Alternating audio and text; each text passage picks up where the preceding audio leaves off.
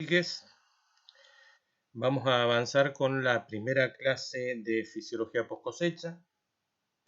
En esta primera clase nos vamos a detener en lo que es un poco la introducción, la entrada, a ver algunos aspectos generales de lo que es la fisiología post cosecha que nos van a ayudar para entender lo que sigue. Y luego nos vamos a centrar en uno de los fenómenos principales, que es la maduración. Hay diferentes definiciones de maduración. Si ustedes buscan en internet o buscan el libro, van a encontrar millones de definiciones diferentes. Primero tenemos que entender que la fisiología estudia las funciones, los procesos que hacen que los seres vivos funcionen, estén vivos, valga la redundancia. En esta definición de fisiología dice: fisiología de post cosecha está relacionada con procesos de cómo funciona el producto vegetal luego de ser cosechado y su utilización final, degradación, deterioro o muerte. No es una definición que me digan mucho, pero ya aparece en esta definición dos aspectos importantes, que es cómo funciona el producto vegetal, qué funciones sigue teniendo el producto vegetal, pero no cualquier producto vegetal, sino el que ha sido cosechado, ha sido retirado de su planta madre o de su ambiente principal. Acá tenemos otra definición de fisiología post cosecha que dice que es una disciplina que estudia los cambios, el funcionamiento, que experimentan las frutas y las hortalizas desde que son cosechadas hasta que llegan al consumidor. Es un poco más concreta que la primera definición y además ya aparece un aspecto comercial en esta definición, que es que la fisiología post cosecha está muy relacionada con el consumidor. Vamos a una tercera. Y me dice que la fisiología post cosecha estudia los procesos fisiológicos que se producen en los órganos cosechados. ¿Con qué finalidad? ¿Con qué objeto? Para realizar un manejo adecuado según el vegetal y el destino del órgano. Yo creo que esta definición es una de las definiciones más logradas, más cerradas, de las mejores definiciones, porque me habla de que se estudian los procesos fisiológicos del vegetal cosechado y ya no con cualquier objetivo, sino con un objetivo claro, que es hacer un manejo, un tratamiento adecuado según el tipo de vegetal que yo esté trabajando y para dónde va a ir ese vegetal, porque no va a ser lo mismo el manejo post cosecha de un vegetal que va destinado a congelado que un vegetal que va destinado a consumo fresco. ¿Qué procesos vamos a estudiar en la fisiología post cosecha? Procesos, fenómenos, formas de funcionamiento del órgano. Fundamentalmente la respiración, la transpiración, la producción de etileno, que es muy importante, y la maduración, que es el proceso que vamos a estudiar hoy. Acordémonos que estamos trabajando con un producto, un órgano, que está vivo, que respira, que al respirar parte de esa transformación energética se pierde en forma de calor, que al perderse en forma de calor hace que ese órgano aumente su temperatura y se relaciona ese aumento de la temperatura con una pérdida de humedad y que ese órgano también se puede enfermar, especialmente en la última etapa de su desarrollo, y se puede morir. Con esto trabajo y por eso es tan difícil la fisiología post cosecha.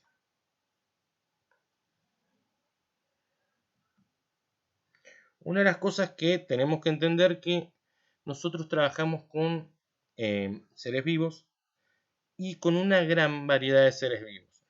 En este cuadro encontramos desde una frutilla que corresponde al receptáculo del gineceo,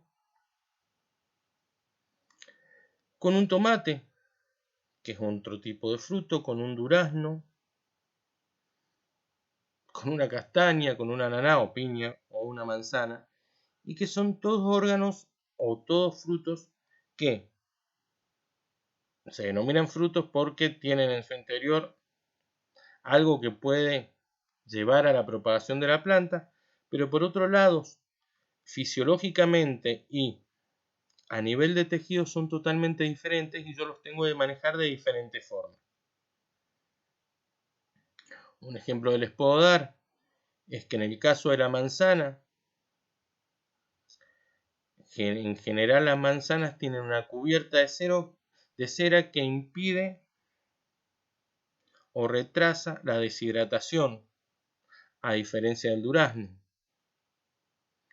Otro ejemplo que les puedo dar es que si yo comparo un tomate con un durazno, el tomate tiene mucha más agua, entonces va a ser bastante más complicado hacer su manejo post cosecha. Lo mismo me pasa con las verduras o hortalizas.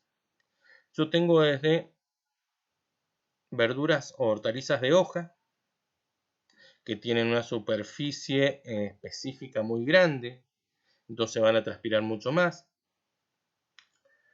hasta tallos, en este caso la papa, que es un tubérculo, que es un tallo modificado, un tallo tuberoso, que de por sí transpiran poco y están más adaptadas a la conservación. Tengo yemas como la lechuga o la yema auxiliar, que una cosa que caracteriza a todas las yemas es que están en activo crecimiento. Y al estar en activo crecimiento, las yemas necesitan más energía porque se están reproduciendo y creciendo esas células. Entonces su ritmo respiratorio, su respiración va a ser mucho mayor que una papa o un puerro. Y al ser mayor el ritmo respiratorio van a ocurrir toda una serie de procesos que van a complejizar la conservación. Y por esto es compleja la post cosecha. Porque trabajo con tejidos vivos y que tengo que mantenerlos vivos hasta que lleguen al consumidor. Trabajo con órganos que tienen un alto contenido de agua. Ese alto contenido de agua hace que la mayoría de estos órganos sean muy sensibles al manipuleo, al manejo.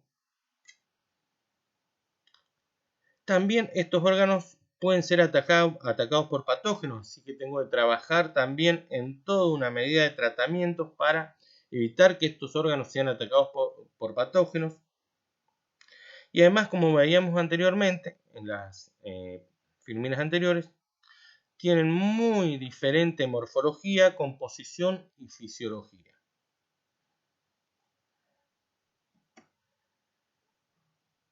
Avanzamos con el desarrollo fisiológico de frutas y hortalizas. Y para esto tenemos que conocer dos conceptos fundamentales.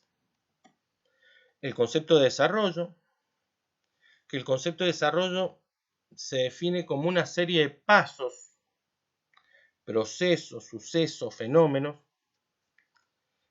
que comienzan con una semilla que germina o una estaca que prende y se culmina ese proceso de desarrollo con la creación de algún órgano que me va a propagar a esa planta. Acá decimos, se obtiene una planta completa con capacidad para producir semillas. Eso es desarrollo. ¿Por qué hago hincapié en desarrollo? Para que no se confunda con la siguiente expresión o el siguiente concepto que es muy importante, que es crecimiento. Crecimiento biológicamente se define como el aumento irreversible de masa. En el caso de los frutos, el desarrollo implica que se desarrollan un gran número de tejidos y de diferentes tejidos: mesocarpio, endocarpio, exocarpio, semillas.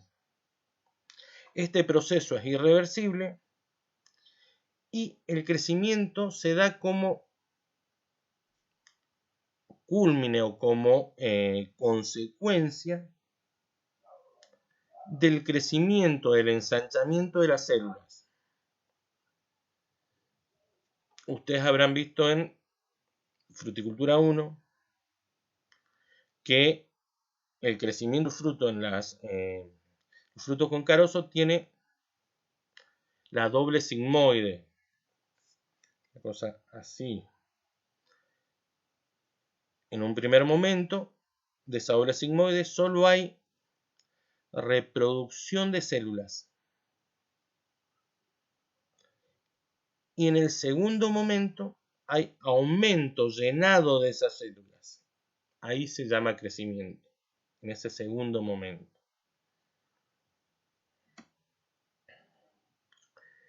Vamos a los diferentes tipos de maduración.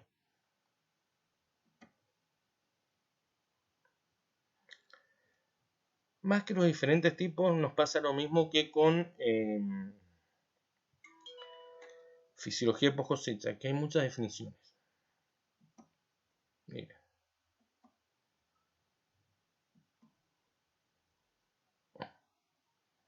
Y son, acá puse 4 nada más, pero hay muchas más.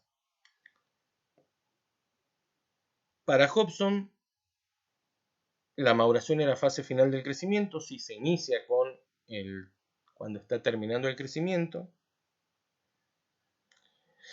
y en la que se producen una serie de cambios.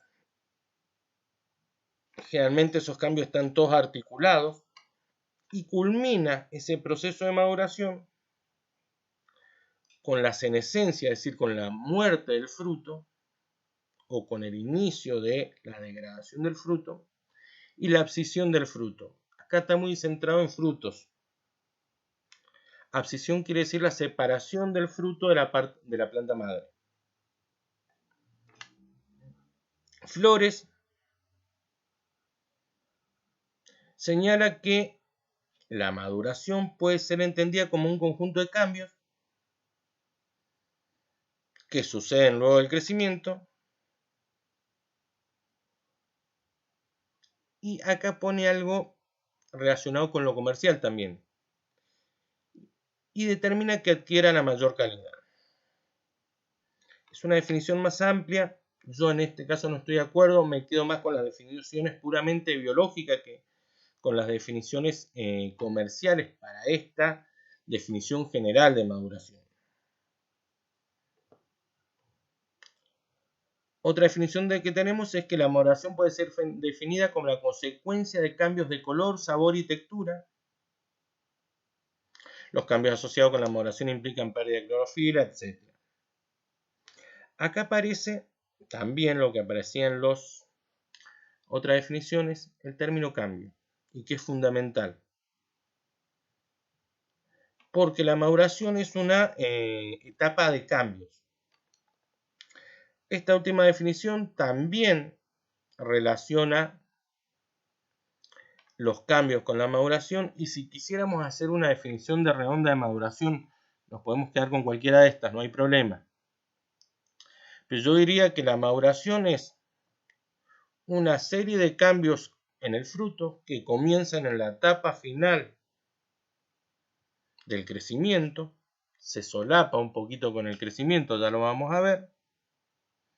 Esos cambios llevan a que el fruto modifique su sabor, su contenido de azúcares, su textura, su color, y que el final de ese proceso de maduración se solapa con otro proceso que es el proceso de envejecimiento y muerte del vegetal, que se llama senescencia. Yo le definiría a la maduración en términos generales así.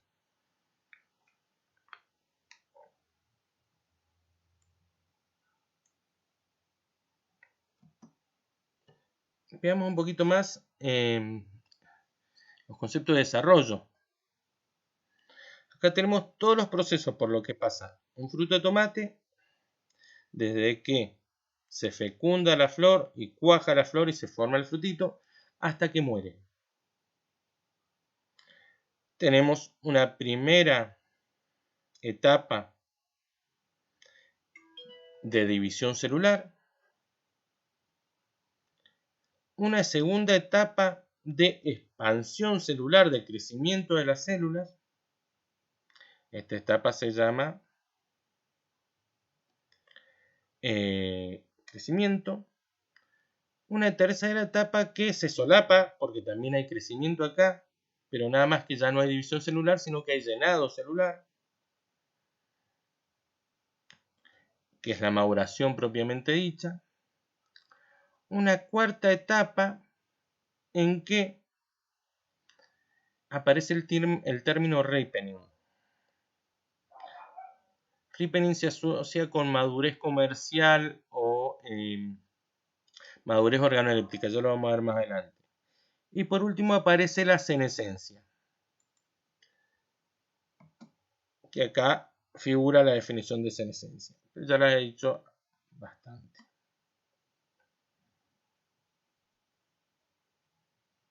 Veamos los tipos de maduración que podemos encontrar.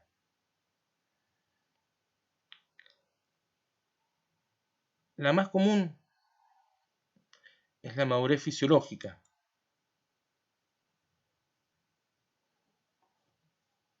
Es el estado en que la fruta ha completado su evolución metabólica. No me dicen mucho esa definición. Ahora sí, lo asociamos con la anterior figura. Vemos que la maduración fisiológica es el estado de la fruta que comienza antes de terminar el crecimiento y termina cuando la semilla está apta para producir otra planta. Es decir, que termina acá. Esa es la madurez fisiológica. Comienza con el final del crecimiento y termina cuando la planta o el fruto ya tiene semillas que están aptas para poder germinar y producir otra planta.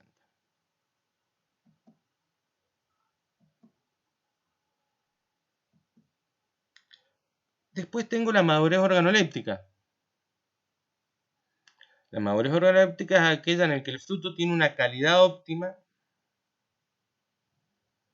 para ser consumido. Es el momento en que el fruto tiene todas esas características sensoriales, aroma, sabor, color, que hacen que yo como consumidor lo quiera comprar. Esta madurez organoléptica también se denomina ripening o madurez de consumo. Entre estos dos extremos, entre la madurez fisiológica y la madurez organoléptica, encontramos otros tipos de madurez que son definidos más comercialmente. Tenemos la madurez de recolección, o madurez de cosecha, o madurez comercial, que es cuando el fruto, yo puedo cosecharlo y ese fruto va a soportar, va a tolerar todo el manejo que yo le haga para llevarlo al consumidor. Esa es la madurez de recolección. Un ejemplo típico de madurez de recolección es la pera. Yo a la pera la cosecho verde, en madurez de cosecha, pero no tiene madurez organoléptica todavía. A esa pera yo le tengo que dar un tratamiento de frío para que alcance la madurez organoléptica. ¿Ha alcanzado la madurez fisiológica? Sí. ¿Ha alcanzado la madurez de cosecha? Sí. Lo que no ha alcanzado es la madurez organoléptica. Yo la madurez organoléptica la desarrollo artificialmente en una cámara de frío. Y por último tengo la madurez de conservación. La madurez de conservación es el estado de madurez en que yo al fruto lo cosecho y lo puedo almacenar por un tiempo para luego distribuirlo. Un caso típico es el tomate. El tomate yo lo cosecho en un estado pintón. Entonces yo puedo ir distribuyendo su venta en el tiempo. ¿Lo cosecho en madurez organoléptica el tomate? No. Lo cosecho en madurez de conservación. Y luego con el tiempo va a ir alcanzando su madurez organoléptica. Acá tengo un ejemplo con la manzanita, es muy bonito. Fíjense cómo acá me aparece cuándo está el producto en madurez fisiológica, cuándo está el producto en madurez comercial y cuándo está el producto en sobremadurez. Sobremadurez vendría a ser sinónimo de senescencia o muerte. Otro cuadro, para aclarar un poco lo del desarrollo. Tenemos la iniciación, que es la formación de la semilla. Luego tenemos todo el cuadro de desarrollo, que culmina con la senescencia, con la muerte del producto. Y dentro de ese desarrollo tengo una etapa de crecimiento que se solapa con la etapa de maduración. Dentro de esa etapa de maduración tengo una etapa de madurez fisiológica que culmina cuando la semilla ya está apta para producir una nueva planta. Luego viene la madurez organoléptica o de consumo, en inglés ripening, que es cuando ese producto está apto para ser elegido, consumido organolépticamente por un consumidor. Y también se me solapa con la senescencia.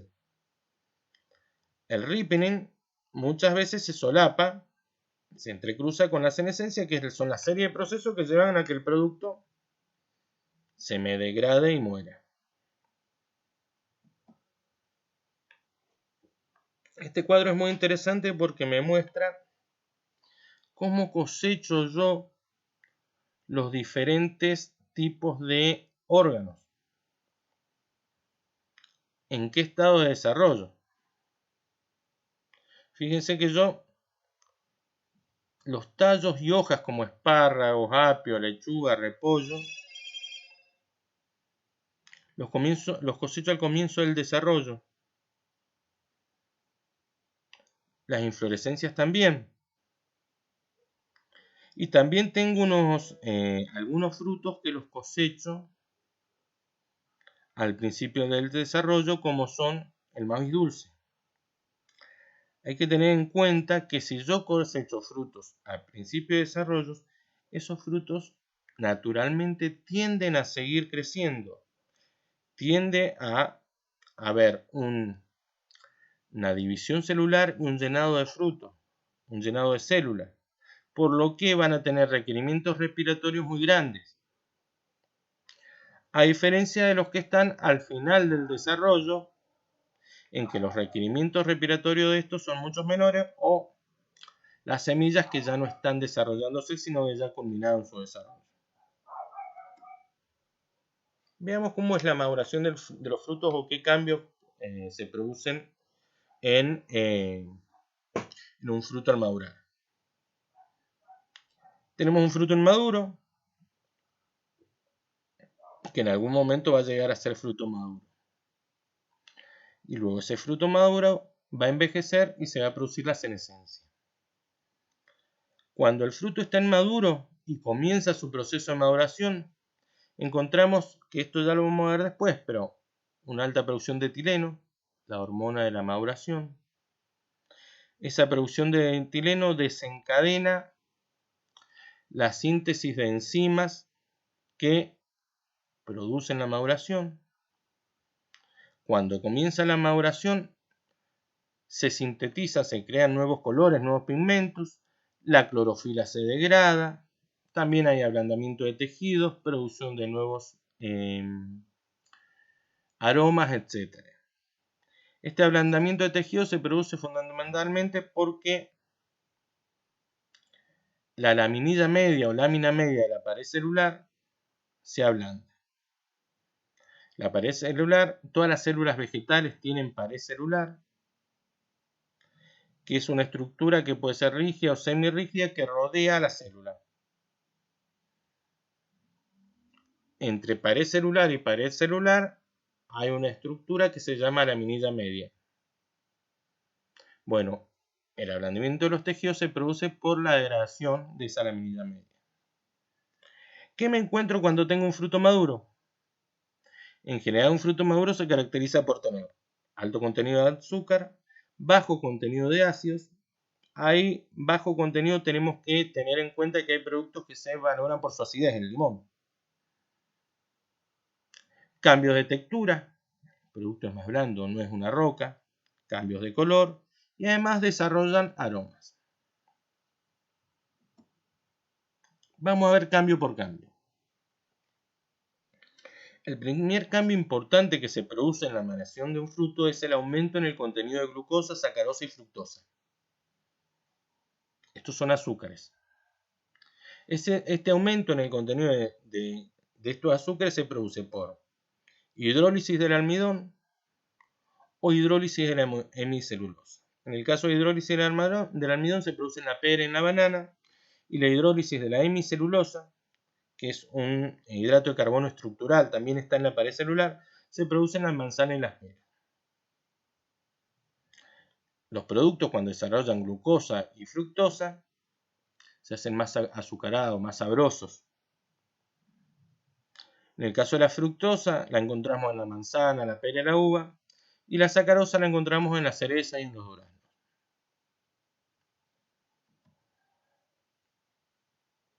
También encontramos que al aumentar el número de azúcares disminuye el contenido de ácidos orgánicos. Los tres ácidos orgánicos principales de la fruta son el cítrico, el málico y el tartárico. Ácido de los cítricos, ácido de la manzana y ácido de la uva. Estos ácidos, por diferentes procesos, son convertidos en azúcares también. Y estos azúcares son utilizados principalmente para ayudar a la respiración del órgano que ha sido cortado de la planta. Tengo que tener mucho cuidado, o se tiene que tener mucho cuidado, porque no me pueden desaparecer totalmente los ácidos. Yo tengo que lograr un equilibrio entre azúcar y acidez. En realidad el sabor es un equilibrio entre lo ácido, salado y lo dulce. Si yo tengo muy baja acidez, la fruta va a ser empalagosa, como si estuviera tomando almíbar. Si yo tengo poca acidez, mucha acidez, la fruta va a ser muy ácida. En ninguno de los dos casos yo quiero llegar a eso, sino quiero llegar a un equilibrio entre azúcar y acidez. Otro fenómeno que se produce es la degradación de sustancias pépticas. Estas sustancias pépticas son las que le dan rigidez a los frutos. En este caso, la protopectina se transforma en pectina soluble por acción de dos enzimas que son la pectinerasa y la poligalacturonasa. ¿Qué es lo que me provoca esto? Que disminuya la firmeza del fruto y que se produzca el ablandamiento del fruto. También tengo que tener cuidado porque si la degradación de sustancias pépticas se extiende en el tiempo, el fruto se me va a ablandar mucho y no va a ser comercial. Y ya va a haber entrado en el proceso de senescencia. También yo encuentro que en los frutos disminuye la astringencia. No es tan áspero el fruto. Si alguna vez han mordido una manzana verde, bien verde, sin madurar, y la comparan con una manzana madura, van a saber lo que es la astringencia. Cuando muerden un membrillo, eso es la astringencia, que es áspero. Te deja la lengua como lija. Entonces vea que desaparecen en parte los flavonoides, que son los causantes de la astringencia.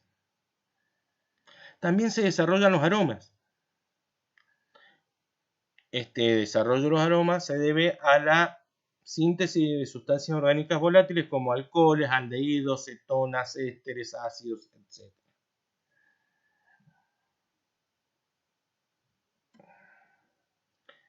Y lo más visible es el cambio de color. Los productos o los órganos cambian de color. Hay tres procesos básicos por los que se produce el cambio de color en la maduración. Por un lado es la degradación de la clorofila. La clorofila se descompone y desaparece. Este es el caso más común en el caso de la banana. Fíjense cómo la clorofila, el pigmento verde, va desapareciendo.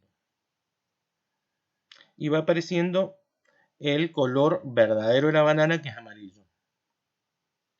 Otro caso es por desenmascaramiento de pigmentos preexistentes que ya estaban. El caso del tomate y la pera, en que van apareciendo colores que ya estaban. Y por otro lado, hay síntesis de nuevos pigmentos. Esto se produce fundamentalmente o principalmente con los carotenoides, los colores rojos, violáceos, azuleados, en que se sintetizan esos nuevos colores. Acá tenemos un cuadro resumen de lo que vimos recién.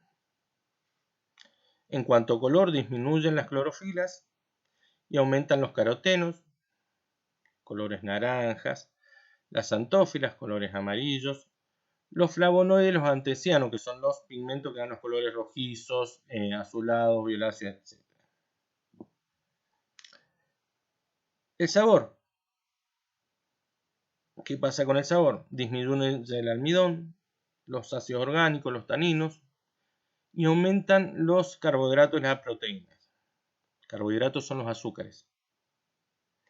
Aumenta el dulzor. En cuanto a los aromas, ya lo hemos visto, se sintetizan compuestos aromáticos. Y en cuanto a la textura, disminuye la protopectina, que se transforma en pectinas solubles. Y tengo una disminución de la dureza del producto y un ablandamiento. Este cuadro final es muy interesante porque me muestra diferentes cambios y cómo evolucionan con el tiempo. En este se ha evaluado la dureza,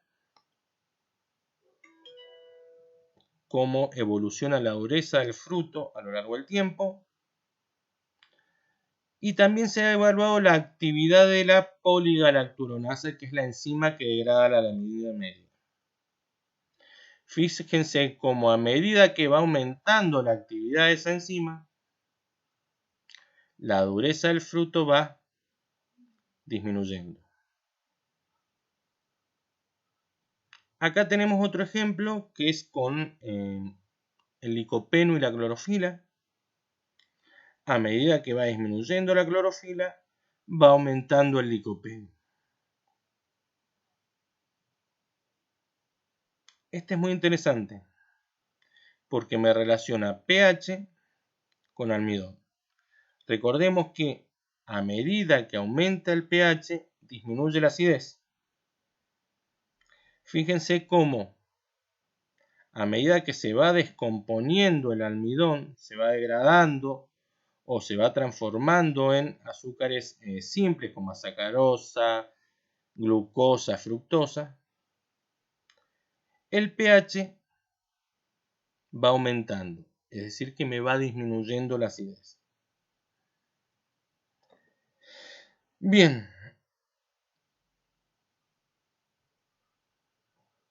Acá tengo un ejemplo con el ácido ascórbico que acompaña la disminución de sólidos solubles en la evolución del tomate. Con esto estaríamos para la primera clase. Espero que para hacer mi primera clase grabada me haya defendido por lo menos bien. Y nos veremos en próximas clases, chicos.